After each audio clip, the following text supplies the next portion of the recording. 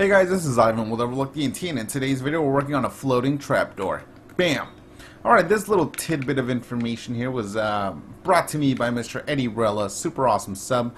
Actually tweeted it to me like a month or so back.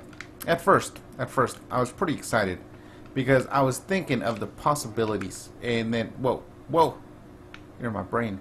But then I realized that it wouldn't work exactly how I was hoping that it would work, which is why I reverted to calling it a floating trapdoor. Now, in the grand scheme of pointless tutorials that I do from time to time, this might take the cake. Maybe not, but it's pretty freaking close, so bam to that. Alright, what this is, it's a simple way to make certain things float that wouldn't normally float. In this case, for example, I'm using a railroad track or track. You see that? Even though the card passes through it, it doesn't make a difference. You can exit and save and it remains. At first I was thinking this is genius. I'll make a whole rail of floating tracks, but no, because when you do the setup, one updates the next, so it doesn't work. But you can alternate, actually, like every other, you know. I don't know, maybe for looks. Who knows? Who knows? You weirdos. So you can't do it on powered rails because for some reason they just don't work. I'm sure either way it would cause an update, so it wouldn't work anyways. See, doesn't work. You can do it with normal tracks, those you guys can tell. Like that. You can do it with carpets, maybe a carpet ceiling.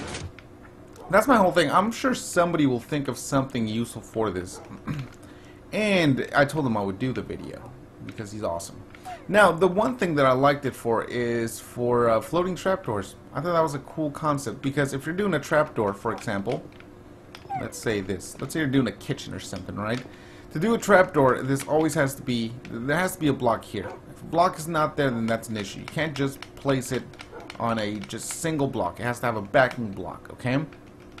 So, with this setup, you're able to do that. You're able to have a floating trapdoor of sorts. So, what we'll do is you still have to have the normal setup. Put your trapdoor, and you do this, and then there you go. There you go. So, around it and whatnot doesn't really make a difference. Underneath it, it causes an update. So if you wanted to have like a little island, let's just say that an island kind of thing to it, then you do this. Look. There. So now instead of having some kind of backing for this, it could just be freestanding, you know, for decorating purposes and whatnot. And if you exit and save, it still remains. Even if I was to leave this thing free floating, and I exit and save and come back, it would, you know, remain. But again, just don't cause an update around the block that, you know, would make the most sense, which is all around it on the hitboxes here. But beyond that, you're good. Floating freaking trapdoor. Well, then that is it. Tutorial-wise, I mean, this is it, guys. This is it. It's like manual, pretty much, though, so you have to do that torch every single time. So then you would put your piston... Nope, no, not there. Of course, you don't need to put an actual piston first in that one. Just make it there, like horizontal, no, diagonal of that, and then place your torch, and it causes that. What is it, like a half tick pulse, a 1 tick pulse? It's a pretty freaking fast pulse. All right, there you go. One more time, example. Fantastic. Shut up, dogs. Well, I hope you guys liked the video. Again, big thanks to Eddie Rose as always. I hope you liked the video. Subscribe up top, and peace out.